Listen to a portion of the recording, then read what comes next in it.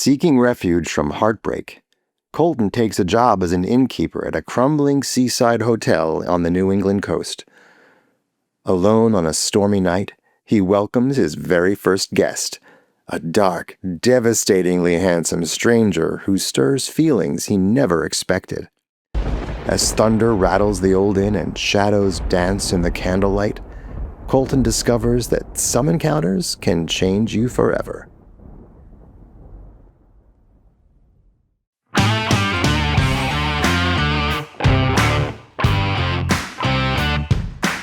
Hello and welcome to Steamy Stories, the podcast where bromance turns bromosexual, written by JC Calciano.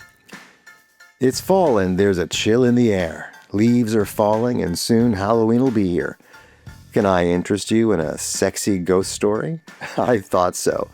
Well, gather around, my friends, and snuggle in for a tale so chilling you may just need to pour yourself a cup of hot cocoa and throw on another blanket. This is The Sexy Stranger in Room 5. The inn was old and weathered, a battered relic perched on the New England coast. Its shingles bore the scars of decades of nor'easters, and the salt air had etched itself into every board.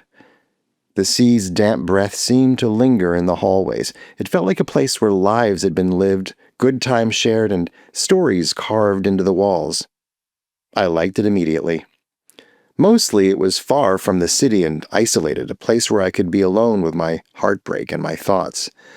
A place to heal before re-entering the world. The timing was perfect. I'd found the listing online, its hopeful description barely disguising the fact that this old hotel was desperate for a new innkeeper. There hadn't been any other applicants. What young person would be foolish enough to take a job running a faded, empty hotel in the middle of nowhere, especially one known for being haunted? Did I believe in ghosts? As a kid, yeah. That was until one day my father growled, "You ever hear of anyone getting killed by a ghost? It's the living you should be afraid of." Diplomacy was never his strong point, but he was clever all the same. The older I got, the more I realized he was right. From then on, I never feared anything, supernatural or otherwise. I should introduce myself. My name is Colton. I'm 25, tall, lean, and I've been told I look like a cross between Tom Holland and Keanu Reeves. Weird, right? But apparently it works for the ladies. Speaking of which, I'd just been dumped by my high school sweetheart. Yeah, she was the only girl I'd ever been with. I thought she was the one, but apparently I wasn't the one for her. She decided her social media career was more important than me, and as she put it, "With all I've got to offer, why would I settle for a guy like you?" Ouch, that stung. But she wasn't wrong. She's beautiful, successful, and has thousands of fans. Me? I'm just a guy looking for a job. Any job. Even one in a dilapidated haunted hotel in New England. Anyway, enough with the melodrama. Back to my story. Mr. Halverson rattled a heavy ring of keys in his palm. "These keys are labeled, but don't trust the labels," he muttered in his raspy voice. He was a man in his 70s, salty and worn, with skin tanned and roughened like old rope, and eyes that had seen too many storms. Tonight was his last night working at the inn, and my first. After 70 years of service, he was finally retiring. "Half those keys go to doors we haven't opened since Nixon was in office." He pushed the ring of keys into my hands, and I nearly dropped it. The keys were cold and briny, as if someone had dunked them in the bay. "I'll relabel them, don't worry," I said, trying to sound useful and efficient. It was my first day, my first night shift, my first time as an innkeeper, but he didn't need to know that. Everyone lies a little on their resume, right? The old man snorted. "You'll try to organize this place, make sense of it, but this inn likes to keep her secrets. She's got her own way of doing things." He glanced toward the front windows. Beyond them, the sky sank into a low slab of pewter. Storm's coming in earlier than the radio said. We ought to batten down the hatches." He shuffled me through the lobby like a man who'd done it 100 times, and probably had. "Tea kettle's here." "Hotel's empty tonight. I doubt we'll get any visitors with this storm coming," he said, as if questioning why he even needed me to be there tonight. He stopped beside the old walnut counter that served as the front desk. Its corners were smoothed by decades of elbows. A brass bell sat in the center like a tiny crown. Beside it was a cloth-bound book. Black once, now faded to milky gray with a frayed spine where fingers had worried it down to threads. "That the sign-in book?" I asked. "Yep. That's how we keep track of everyone who's been here. Got names in there from when my dad ran this place. Make sure when we get a guest, he puts his John Hancock neatly on the line. We've never had a guest that hasn't signed in, and I don't plan on missing any in the future." "Got it," I said, making a mental note to always have guests write their names before anything else. And the place being haunted?" I asked, trying to keep it light, though mildly concerned about what I might learn. The inn's website hadn't been shy about the fact. It especially mentioned room 5. Mr. Halverson laughed, then snorted before cutting it off with a cough. "Marketing, lad. Fishermen tell stories and inns sell them. No ghosts here, just creaky pipes, loose shutters, and 100 places for the wind to complain." He nodded toward the staircase that split the lobby, climbing to a dim landing where a portrait of a woman glared down, as though she'd invented the word disapproval. "Room 5 is a good room. Corner. Fine view of the moorings if the fog hasn't swallowed the cove. Fishermen used to insist on staying there whenever they were in port. It's all hooey to reel in gullible tourists to this creaky old hotel." "So if someone asks about the ghosts?" "You say, 'Yeah, I've seen some strange things bumping around in the night.' I'd rather not elaborate, but trust me, the spirits here are friendly. Then tell them to enjoy their stay. You'll be fine tonight. At this hour and in this storm, no one's showing up." He shuffled across the lobby and gathered his coat and hat. I wondered if being alone in this old lodge was a good idea. The innkeeper was leaving for the night and putting me in charge. Suddenly, I questioned my life choices. He moved toward the door slowly, in the way old men do, then looked back at me with a dead stare and said, "I'll be in my cottage down the road if there's an emergency. There are matches and plenty of candles in the drawer below if the lights go." He looked around as if memorizing the room he was leaving. "I'll be back in the morning after 9 to check in on you. Mind the latch on the east door facing the lobby. She's been known to open on her own." I put the kettle on because that's what you do in a place like this. You make tea and wait. The storm inched closer. You could hear it just down the cove. The first drops of heavy rain hit the long panes of glass like fingernails tapping to come in. By the time the kettle whistled, the rain had turned to sheets battering the wooden shingles. I poured myself a mug of scalding tea, burned my tongue, and set it on a coaster near the desk beside the sign-in book, waiting for my first guest to arrive. The lobby had the kind of dimness that makes you feel both comfortable and unsettled at the same time. Lamplight warmed a circle around the desk, and 2 wingback chairs flanked the unlit fireplace hearth. My attention drifted to room 5's key hanging on the board, a brass fob stamped with the number, its edges worn smooth. I touched it and felt stupidly superstitious, as if the metal held a secret it had yet to reveal. "It's just a room with a story fabricated to attract tourists," I whispered, assuring myself that this somewhat creepy old manor wasn't haunted as the story suggested. I made a circuit as I'd been taught, checked the east door latch, wiped a line of condensed fog from the inside of the front window, and saw nothing outside but sheets of rain and the occasional white heave of a wave breaking across the way. Back at the desk, I opened the sign-in book because I'd wanted to see how the inn told its story. The first page had a watermark of salt, like a pale map of a country no one lived in anymore. The dates marched backward. The names were ordinary and therefore significant. There's something deeply personal about a person's signature. It's proof that someone existed and left a mark in this world. The clock in the hall attempted to chime 9 o'clock with a clank, as if the bell had come loose from its hook. The light grew grayer with the storm thickening. I turned on the desk lamp to counter the shroud of gloom and darkness that was seeping through the windows. Leaning my elbows there, I listened to the rain punish the shutters.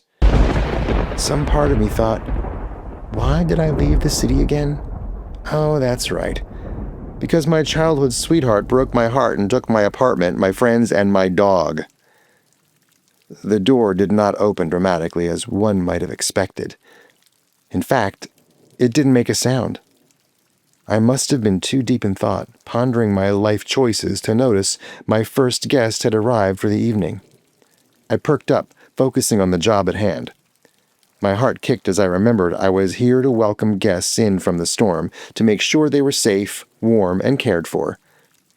"Good evening, and welcome to the Lion's Head Inn," I said with a chipper tone, because hospitality is everything in the hotel business. The man stood inside the closed door. Rain slicked his hair to his forehead. He wore no hat, no umbrella, no luggage. Just a dark jacket that had soaked up the evening's weather like a sponge. Water traced his jaw, glowing in the lamplight. He lifted his face to me as if searching for his light. He was a dark-featured stranger, no more than 25, exotic in his features. His face carried the kind of striking symmetry that made people stop and stare. His jaw was square and unyielding, dusted with the faint roughness of a few days' stubble, hinting at a raw, untamed masculinity. Broad-shouldered and powerfully built, his muscles bore the unmistakable proof of long days of labor, the kind of work that left its imprint on every line of his body. "Hi," he said, smiling in a way that felt like warm hands cupped around a cup of cocoa. "Do you have room for the night?" I instinctively said yes, though my body seized for a moment, mesmerized, fascinated, and unnerved by his imposing presence. I moved around the desk, careful not to reveal that the sight of him unsettled me. "Let me get you signed in," I said, eager for a closer look at his dangerously handsome face. I lifted the pen and turned the book toward him. Up close, he was even more handsome than I expected. "Name?" I asked as I spun the guest book around, inviting him to sign it. "Ethan," he said, writing his full name in script, a notably elegant signature that looked more like artwork than a mark of a man as rugged as he was. I felt a small, ridiculous pride watching the stranger's hand leave its mark, as if his signature not only signaled his arrival at the inn, but also marked my very first guest. He dated it, glanced up at me as if asking permission to smile, and signed with a flourish that resembled a wave curling shut. Thunder drew closer as the rain beat harder against the roof. The lights dimmed, flickered for a fraction of a second, and steadied. "Room 5, he asked, as though I should have already known it was his preferred room. "You've heard about room 5, I asked, curious whether he was interested in the view or in the silly ghost stories tied to it. Ethan didn't answer. He just offered a wry smile as he waited for the keys. Perhaps the weight of his wet clothes pressed down on him, and the night's chill was finally seeping into his bones. "Enough talk," I said, lifting the fob for room 5. "I'll let you get dry and settled. The inn is empty tonight, and I'm here alone. If you'd care for whiskey, I'm buying. Truth is, if you're looking to get out of your room, I wouldn't mind some company while I work the front desk." He smiled again. "Sure, sounds good. I'll get settled and swing down for that drink. A glass of scotch sounds perfect on a night like this." I slid the key across the counter. Our fingers didn't graze, I made sure of that, though I wasn't certain why. "Up the stairs, left at the portrait, third door," I said, trying to sound professional. He turned and headed up the grand staircase. I tried not to watch him leave, but I couldn't help myself. This man intrigued me. He was the perfect blend of masculine beauty, something I hadn't realized would ever interest me until that moment. I glanced back at the sign-in book and saw his name there, the ink still shining faintly where it hadn't yet fully dried. The storm leaned harder against the windows, drawing my attention away from the perfectly round masculine curve of his ass as he ascended the stairs. It couldn't have been 20 minutes later when a clap of thunder jolted me out of my skin.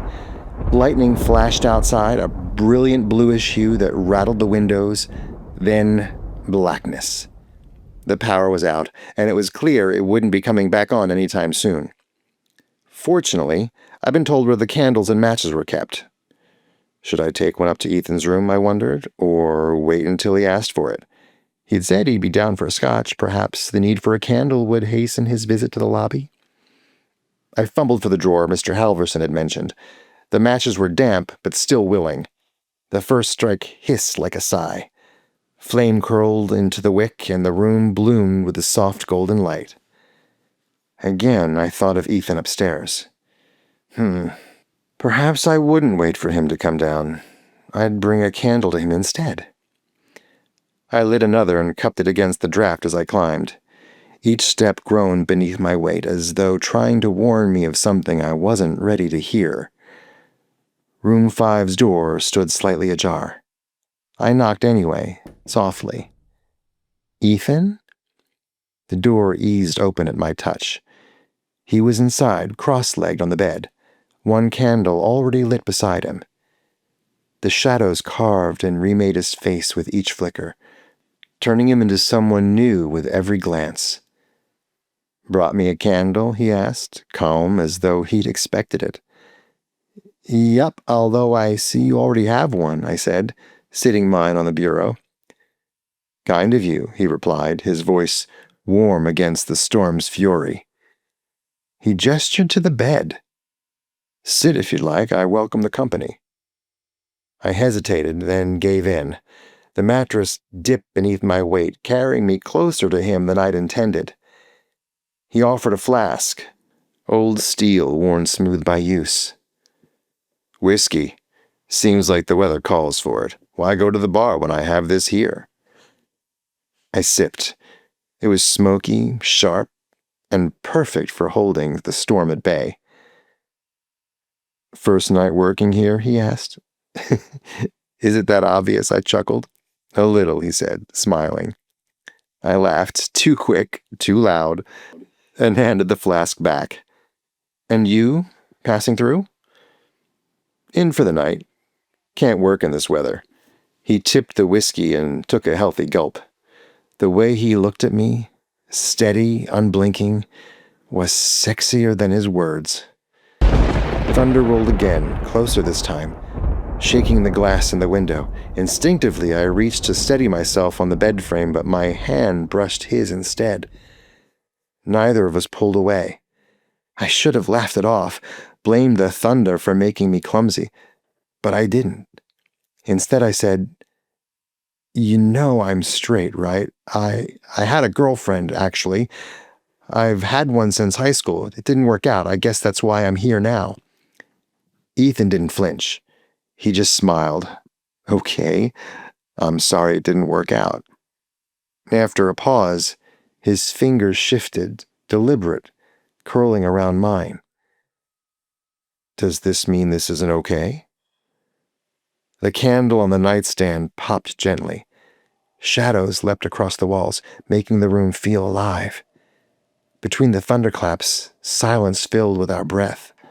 Mine uneven, his steady, coaxing. "You're shaking," he said softly. "I'm not," I lied. "Is there something you want to say?" he asked, holding my hand tenderly, tilting his head as he leaned closer. His hair brushed my temple. "If you want to go, I'll understand, but I'd really like you to stay." I didn't know who moved first. One moment his face was close enough to count the flecks in his eyes, and the next his lips were on mine. Gentle at first, a question more than a kiss. The storm answered for me. Another crack of thunder, a flash that lit the room in white light, and then I kissed him back. It was clumsy at first, but then hungry at its core. His hands slid to the back of my neck, pulling me in with a certainty I'd never owned. My pulse tumbled, The taste of whiskey lingered on his tongue, sharp and smoky. The candle flared, then sputtered lower, as if shy of what it was witnessing. I don't remember shifting closer, but suddenly I was against him. Legs intertwined, his chest firm beneath the silky fabric of his shirt. He was all muscle and brawn, as though the inn had conjured him out of the dark to steady me. When we broke for breath, his forehead rested against mine. "Not bad for a straight boy," he whispered, teasing. "How far do you want to go?" I wanted to answer, but then his mouth was on mine again, fiercer now. The storm outside replaced by the storm we'd started between us. Ethan's lips parted mine with a patience that felt deliberate, as if he'd been waiting for this moment longer than I knew. His kiss was insistent and passionate. Another clap of thunder echoed nearby.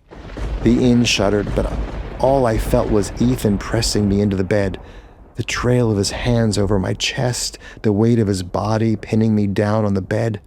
His mouth traced the line of my jaw down to the hollow of my throat, where his tongue lingered just enough to draw a sound from me that I didn't recognize as my own. How breaths mingled, unbridled, urgent.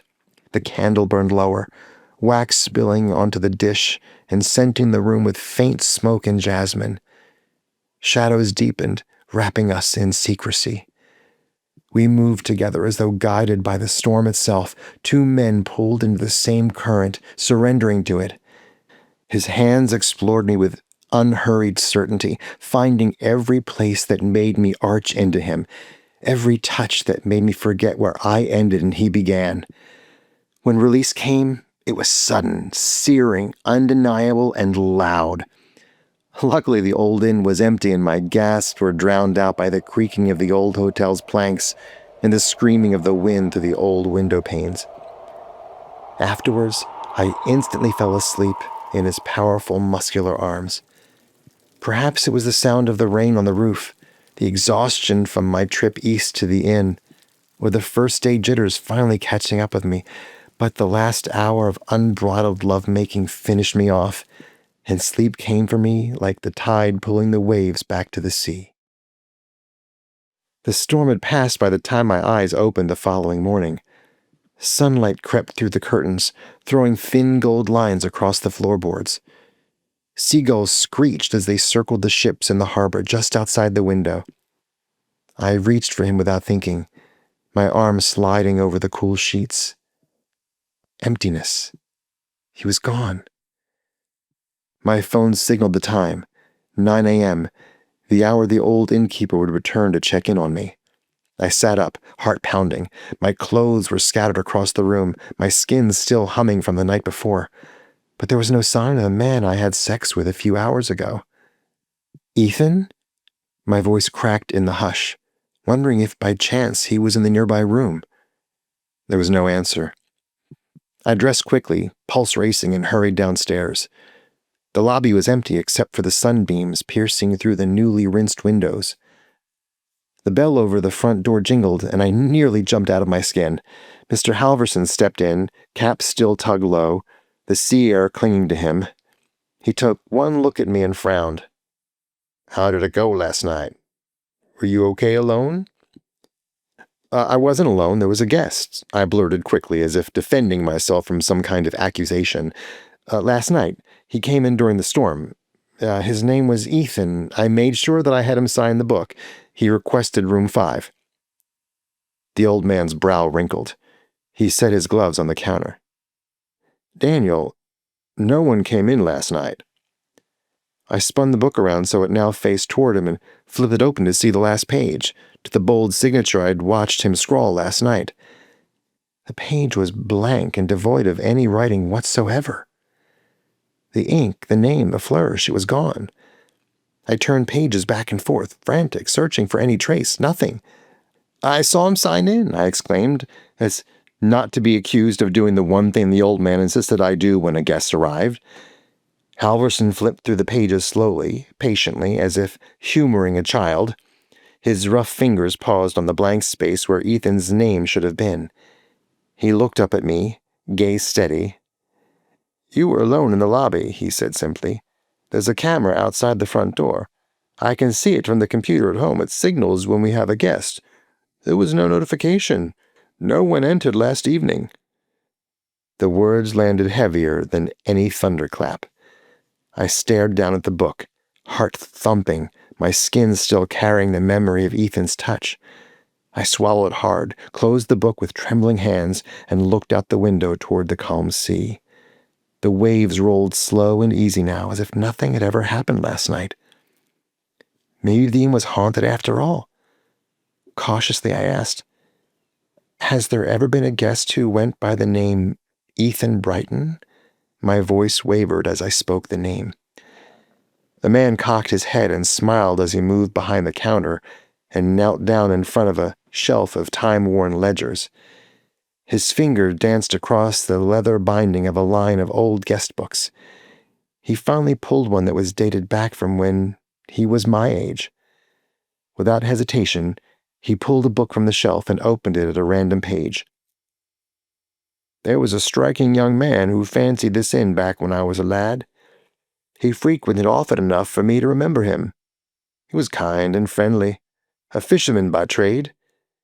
His name was Ethan Brighton." The old innkeeper pointed to the signature. "He always stayed in room 5. My guess is that he did so that he could keep an eye on his boat. Word was he disappeared at sea during a storm one night. If he were alive today, he'd be slightly older than me." My blood ran cold as I looked at the signature. It was identical to the one I remembered Ethan writing the night before. Could it be that the local story about ghosts was indeed true? I stayed frozen behind the desk long after Mr. Halverson shuffled into the back room to put the kettle on for his morning tea. Was it a dream? A fantasy? Did I really make love to a man? Or a ghost? Would I do it again if he showed up on a rainy night? Absolutely I would. Suddenly I felt more alive than I had in years, invigorated and full of promise. Ethan had stirred something in my soul. Real or imagined, supernatural or otherwise, I felt like my old self, but somehow better than before, ready to start again, ready to love. Would Ethan ever return? Who knows? But one thing is for sure. Until the next nor'easter rolls into the cove, I could only hope that another tall, brooding, sexy stranger may spend a night at the inn when I'm working the front desk. And if he shows up, I'd make certain to give him room 5.